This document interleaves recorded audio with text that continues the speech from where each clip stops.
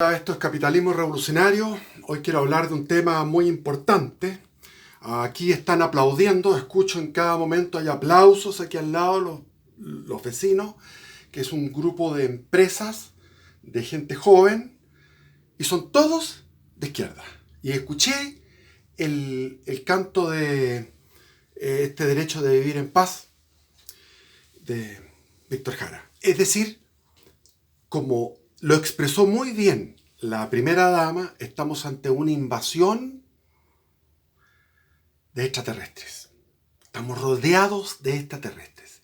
Y perdónenme lo que les voy a decir porque es mi apreciación, que el 90% de la población está infectada de progresismo en distintas variantes. Obviamente que el tipo que es del comunismo, del anarquismo, de la cuestión ultra, son completamente poseídos. Pero el 90%, o sea, hay un 80, un 70% de personas que en mayor o menor medida están en eso. O sea, por ejemplo, un tipo como Mario Desbordes, un tipo como o sea, los que están en el gobierno. Hay que ver que la derecha, creo que, según lo que he entendido, que 2/3 de la derecha están por el sí a la nueva constitución, a la asamblea constituyente en el fondo, porque eso va a ser. Y me van a decir que no vaya a empezar con la estupidez de las cositas chicas. Y 1/3 estaría dignamente por el no y por la constitución que tenemos actualmente, que es casi perfecta. Nadie habla de la constitución, cómo se hizo. Esa constitución se hizo con una buena intención. Augusto Pinochet Ugarte convocó a distintas personas. También quería saber, porque él fue masón, entonces quería que hubiera una opinión del masón, la opinión del social cristiano, del conservador. Estaba Jarpa, estaba Sergio Díez, estaba otro, ¿cómo se llamaba? El otro apellido se me olvida. Era una comisión que se demoró harto tiempo en redactarla. Se daban noticias en la televisión sobre esto. Ahora, no es el tema. El tema de ahora es la derecha. ¿Qué pasa con la derecha? Me voy a ir a mi vida porque me gusta hablar de mi vida, porque no tengo que preparar. Es por flojera. Más que nada porque estoy trabajando, tengo que hacer muchas cosas, contesto muchos teléfonos, el teléfono mío está permanentemente trabajando y está loco ya porque se volvió loco el teléfono de tanto trabajar hablando con un montón de personas y enviando también mensajes, etc. Entonces, lo siguiente. Estamos rodeados, como les digo, hay un 90% de personas infectadas de progresismo en Chile, en mayor o en menor medida. Y esto está afectando las relaciones humanas. Yo tengo una hermana que es estupenda, una persona perfecta, maravillosa. Sin embargo, va a votar que sí. A mí me produjo una cosa en el corazón. Dije, pero si esto es una alta traición a la patria. Le dije, como le hablo yo, le dije, esto no es ser, esto es traicionar a nuestro padre, traicionar a la verdad, al bien, traicionar a Dios. Votar que sí. Bueno, entonces se van generando rupturas en todas partes. Uno va por la calle, uno va por el trabajo, en todas partes uno está detectando inmediatamente, te detectan a ti, a mí me detectan fácilmente, pero yo empiezo a detectar al tiro, y empiezo a los gallos a ver. En mi empresa subieron el sueldo mínimo a 500.000 pesos, 520.000 pesos líquidos, y se rebajó la hora a 40, se estableció la jornada de 40. Y me encuentro en la cocina con una agitadora, que es una agitadora dentro de la empresa, reclamando que era poco. Con los que son agitadores dentro de la empresa. Reclamando que era poco. Entonces, el país está dañado. ¿Por qué está dañado? Empecemos. Voy a irme a mi historia. Yo salí, como algunos ya les conté en el video anterior, estaba en el Colegio San Ignacio de Alonso Valle. Yo quería aprender filosofía y en el Colegio San Ignacio de Alonso Valle me metí a un curso o un taller de filosofía dado por el padre Ochagavía, que era un tipo alto, distinguido, medio pelado, y era un tipo con una presencia tremenda.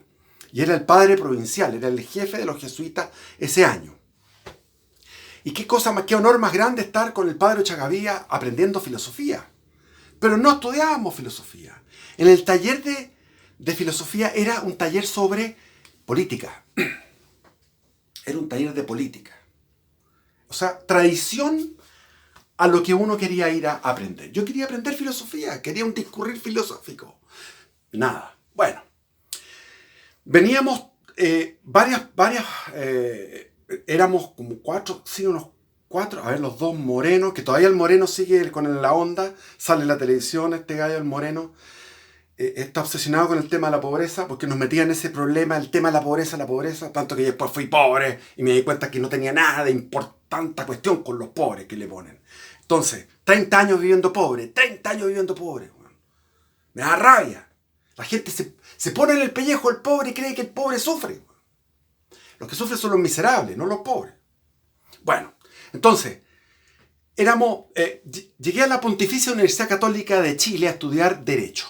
En Derecho, como le digo, éramos una patrulla pequeña, los del San Ignacio, y éramos todos medios como medios demócratas cristianos, medios chascones. No estábamos muy seguros de lo que éramos, pero nos encontramos con una verdadera legión de los estudiantes que venían del colegio, sobre todo del Tabancura, de los padres franceses de Vitacura. Esos eran los principales otros colegios. Y todos se venían en masa con muy buenos puntajes, eran tipos muy estudiosos. Habían unos tipos con eran un despliegue intelectual, sobre todo los del Tabancura, un despliegue intelectual extraordinario. Extraordinario. Entonces, yo llegué dañado por una cosa personal que me pasó, que lo puedo contar en otra oportunidad. Entonces, yo llegué dañado, llegué muy mal a estudiar la carrera y me salía difícil estudiar, me salía difícil todo porque andaba como deprimido. Y también no sabía qué pasaba en mi vida porque yo había perdido la fe. Como había perdido la fe, se me había venido abajo todo, entonces tenía que reconstruir algo. ¿Qué podía construir? Estaba en un vacío total. Entonces, en un vacío de certeza. Como en el desierto, sin cantimploras, sin brújula. Totalmente perdido. Bueno, y me di cuenta que esta legión no estaba nada perdida. Eran todos 100% católicos, de católicos conservadores. Eran devotos de la Virgen de Fátima. Y me acerqué a ellos porque me sentí en comunión con ellos en ciertas cosas, aunque yo estaba ateo en ese momento. Y ellos eran un grupo que era bastante narcisista. Todos estos de 18 años ya estaban completamente formados. Nunca más, no se veía que fueran a tener ninguna crisis. Y yo estaba en una crisis absoluta, como les digo, y estos gallos eran 100% convencidos y muy conservadores y muy críticos del gobierno militar desde la derecha. Desde el punto de vista económico, desde el punto de vista de la seguridad, desde el punto de vista de que había que tener juventudes, etc. Entonces era una cosa increíble. Gallos de primer nivel. Y teníamos los ayudantes en las clases que eran gallos de primer nivel. Me acuerdo los hermanos Villarroel, uno empezaba, siempre hablábamos, ¿cuál de los dos era más brillante? Eran sumamente brillantes. Y me tocó como profesor a Jaime Guzmán, en Derecho Político, en Derecho Constitucional, y me tocó, por ejemplo, a Gonzalo Vial, el gran historiador, que era un encanto el gallo, y era un volado, inteligente, etc. Arturo Irrázaval en Economía, etc. Eran gallos de primer nivel, en la Universidad Católica de primer nivel. Entonces, ¿qué es lo que había ahí? Había una hueste gigante de gremialistas, pero los gremialistas era como ser judío. Porque si tú eres judío, no tienes que andar predicando ni tratando de convencer a los demás que sean judíos. Es decir, los gremialistas eran como, claro, naturalmente, pues si yo soy del barrio alto, soy cuico, soy de apellido no sé cuantito. Entonces hablaban ellos de los apellidos, lo principal que les gustaba mucho en esa cosa narcisista, de estarse mirando a sí mismo en como que somos distintos al resto, era en la cosa de los apellidos. Entonces los árboles genealógicos. Y ahí estábamos los que nos consideramos de eso, pero yo lo encontré que era una pérdida de tiempo y me iba para otro lado. Me iba, qué sé yo, a la biblioteca y me encontraba con otros personajes. Estaba muy entretenido. Yo en realidad no, la carrera no la pescaba porque andaba tratando de ir por dónde estaba la verdad. Me acordaba de la Suma Teológica, empezaba a ver la Suma Teológica, una cantidad de libros impresionante. Uno abría una página y cada página era potente, profunda. Y eran, no sé cuántos son los libros de la Suma Teológica. Bueno, entonces, yo me pude dar cuenta de que el gremialismo no tenía una capacidad no eran proselitistas. Como que es mal visto ser proselitista. Y en esa época, ¿para qué vas a ser proselitista? Si tenemos al régimen militar, tenemos a los militares que están manteniendo el país estupendamente bien, tranquilo, están haciendo las reformas que nosotros queremos, porque tenemos nuestros intelectuales que están ahí. Entonces, en la Universidad Católica es donde se generó la Constitución, desde ahí todos eran los ideólogos, y de la Universidad Católica, de la economía en la Universidad Católica salió el modelo económico, todo salía de la Católica. Entonces, pero no había esa pasión por convencer a los otros. Había un vacío de eso. Es como los judíos. Tú eres judío, bueno, perteneces a esto. No es como el cristiano evangélico que va a predicar a la calle, ni hablar. Pero hay que ser ecuánime y decir la verdad. Yo tengo antecedentes por haber leído de los diarios en la década del 90 que la UDI, y en la década del 80 también, la UDI intentó llegar y hizo un proselitismo poblacional. Ahí mataron a uno de apellido Llévenes, que era un dirigente de la UDI poblacional. Entonces, existe eso. Pero lo que pasa es que esa cosa católica siempre hablan de las poblaciones, porque ellos se creen que ellos están aquí y todo lo demás es población. Y no es así. Santiago es inmenso.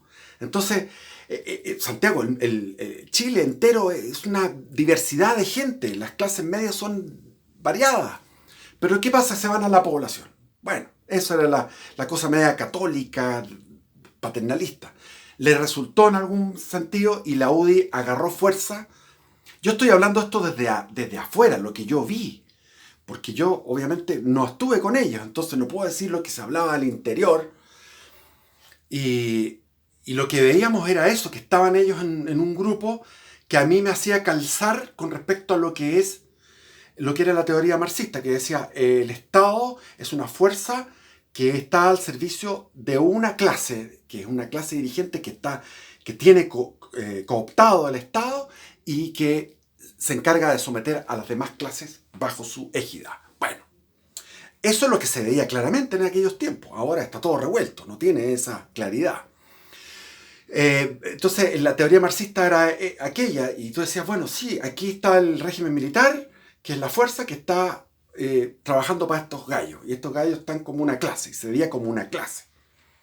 Tanto que yo cuando me acuerdo cuando fue la primera manifestación, me fui a la cabeza, hicimos una pancarta y me fui a la cabeza de la manifestación y se me ponían por delante, los gallos me decían, sale de ahí Felipe, no seas traidor a tu clase.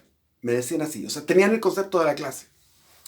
Después de la clase, la idea de clase ha quedado totalmente desvirtuada. En aquellos tiempos era todo más nítido. Ahora actualmente es otro mundo. Entonces, esto de la derecha llegó a su punto de mayor logro, que fue junto con el gobierno militar en 1990, el 11 de marzo, cuando el presidente, elegido democráticamente, porque fue elegido democráticamente, ya lo he dicho yo porque yo fui un testigo de aquello, Augusto Pinochet Ugarte, elegido democráticamente, entregó la banda presidencial a Patricio Aylwin. Eso fue el 11 de marzo de 1990. Había caído el muro de Berlín El Partido Comunista quedó aislado, estaba el famoso artículo 8, pero se fue derogado. Y el primer artículo que fue derogado fue el artículo 8 de la Constitución, que decía que no puede participar en la democracia un organismo o un partido que no crea la democracia. Y eso fue sacado de la Constitución alemana, que es la Constitución, viene de Weimar, y la misma Constitución de Weimar se le agregó este artículo. ¿Por qué? Por la experiencia que habían tenido con los nazis, que los nazis participaban de la democracia, pero no les importaba un carajo. Con un 40% de la votación se hicieron del poder total, por la presencia en la calle. O sea, el nazismo en su vertiente socialista, que me critican algunos, que yo digo siempre, pero básicamente el nazismo es más socialista que de derecha. Tiene elementos de derecha, pero son elementos de aliño, diría yo. Es como una comida que tú le echas unos aliños. Bueno, no vamos a ir a ese tema. Y desde ahí empieza, desde el año 90, empieza lentamente a entregar poder hasta el día de hoy. Y entregar convicciones. Porque es que si tenemos 2/3 de la derecha actual pensando que tienen que votar por el sí, es porque ellos están ya... El hecho de haber ido cediendo terrenos en todos los aspectos, judicial, ideológico, en todos los aspectos, legal, constitucional, fueron cediendo terreno en la mente y finalmente en el corazón. En el corazón, o sea, se contaminaron de izquierda, porque en este momento la derecha está contaminada de izquierdismo. Tengo otra hermana que es de derecha, que ella, largo de contar de mi otra hermana, que era pinochetista, de derecha. Y ahora anda con la cuestión esta del Evópolis, del Felipe Kast. Pobrecita, está desubicada. ¿Por qué? Porque como ella siempre ha sido cuica, no sabe qué es lo que son los pobres. Lo vuelvo a repetir y lo repetiré 1.000 millones de veces. Yo viví 30 años en la pobreza. Sé lo que es la pobreza. Entonces no me vengan con cuestiones aquí. Es indignante lo que está pasando. O sea, la gente se guía por el sentimiento. Por una cosa, por una herejía cristiana. El cristianismo no habla de derechos. El cristianismo habla de deberes. Todo el tiempo. La Biblia es de deber, es el deber. Solo deber. Nada más que deber. Eso es la Biblia. La recompensa viene después. Y la recompensa está también aquí, en la paz, en la alegría de hacer lo que uno tiene que hacer. Estamos contaminados emocionalmente. Estamos corriendo peligro por nuestras almas porque estamos siendo...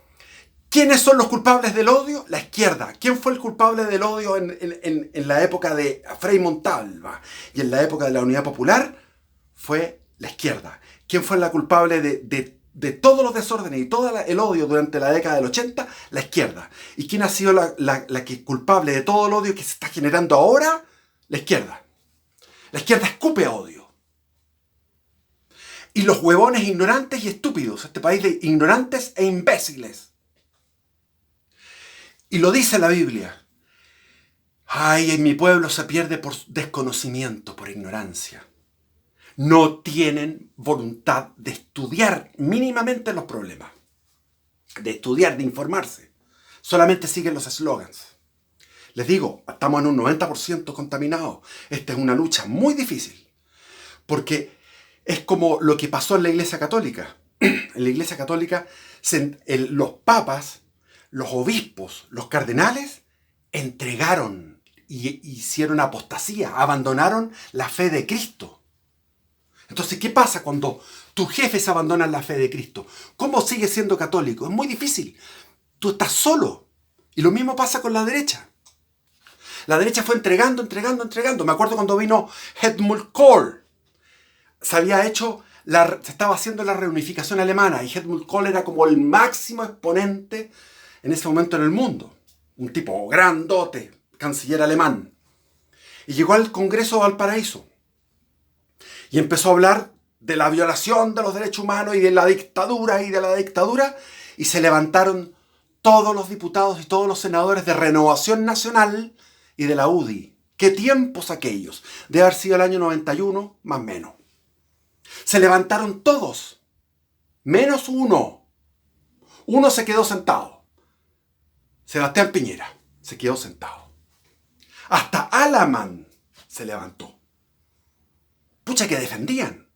Esa fidelidad a Pinochet, esa fidelidad al gobierno militar, se fue perdiendo con una infidelidad, una traición, un darse vuelta, porque no fueron capaces de soportar la tensión, la presión de defender.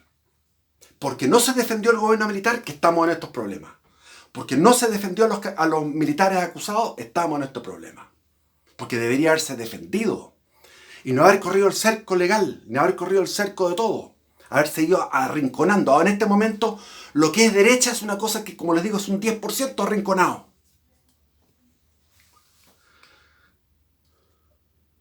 ¿Se puede dar vuelta al...? Podemos hacerlo. Con la ayuda de Dios. O quizás está escrito que esto tiene que caer en manos de no sé qué imbecilidad que van a hacer. Y esto será parte de un gobierno mundial y viene el anticristo. Porque eso es lo que está escrito. Pero en la izquierda, leales, fieles. Los de izquierda son fieles. Defienden a Maduro a pesar de que Maduro es una mierda. Y es un fracaso. Todo eso es un fracaso. Defienden a Cuba. Aunque van para allá. Y yo tengo una sobrina que es comunista. Y fue para allá. Y me dijo que no había visto nada negativo. O sea, van y no ven nada negativo. Lo encuentran todo bonito. La fidelidad de izquierda a sus líderes internacionales y nacionales. La fidelidad. Esa fidelidad de la izquierda que no tiene la derecha. No la tiene. Finalmente se entregaron al placer de la prosperidad. Todos esos amigos todos estos de la escuela de Derecho, terminaron una prosperidad inmensa. Yo no estoy envidioso y digo, qué bueno, está bien, cada uno, si quiere ser próspero, que sea próspero. Yo no estoy hablando desde el punto de vista de la envidia, sino que, pucha, ¿qué cuesta? ¿Qué cuesta poner, en vez de estar calmando la conciencia con el hogar de Cristo? Hay 72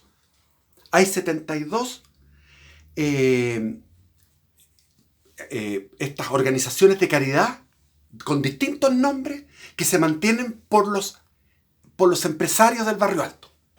Son buenas personas porque dan plata. Todos los empresarios siempre están dando plata, para acá y para allá. Pero ¿y por qué no destinaron una robusta cantidad a la acción política?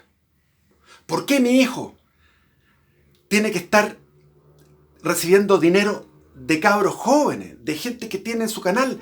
¿Por qué no hay gallos que los apoyen? No, porque si tú vas donde Luxec, tiene el canal 13. Y Luxec hizo su fortuna en tiempos anteriores a Pinochet.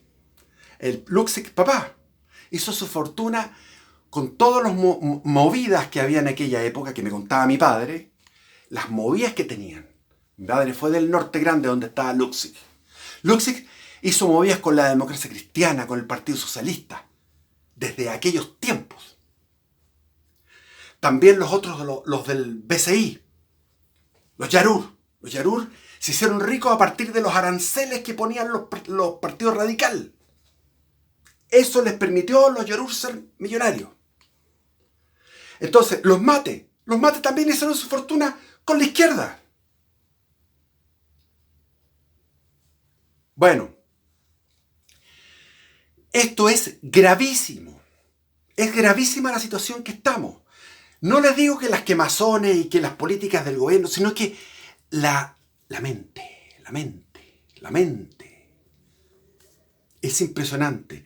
No hubo acción proselitista, no hubo acción política, no hubo defensa de donde nació la mejor época de Chile en su historia, que fue con la Constitución del 80 y con los cambios revolucionarios capitalistas que hizo Pinochet, con el almirante Merino, con Matei y con todos los... con el cast, que yo fui a una clase de él, quedé impresionado, con el hermano mayor de José Antonio, Miguel Cast, con Vigi, con el, ¿cómo se llama? El Benque, etc. No. Hay que defender, pero ya es impresionante, ¿no? Bueno, ya he hablado, podría seguir hablando, pero hay que hacer las cosas cortas. Eso es. No ha habido. Es como que hay una cosa en la mente de la persona derecha que es, primero, como hay muchos que ganan plata, que no son fachos pobres, se sienten mal, como si fuera un pecado ganar, pero gana plata, pues huevón, hazte millonario, ¿cuál es el problema? Pero defiende eso, si tú cuánta gente estás dándole de trabajo, cuántas donaciones hace. No, están siempre con esa cosa, porque el dardo demoníaco de la izquierda apunta a todos lados, dispara para todos lados. Y los pelotudos tienen todos los canales llenos de periodistas. Yo creo, sinceramente, que va a haber, en el infierno van a haber muchísimos periodistas, quizás todos, casi todos, porque son mentirosos. La mentira es demoníaca y pueden ser perfectos en otras cosas. Mi hermana me cuenta que va al Baltus, que es un excelente gimnasio, y llega la araña de Rincón, llega en un Porsche. ¡Ay de ustedes, fariseos, hipócritas!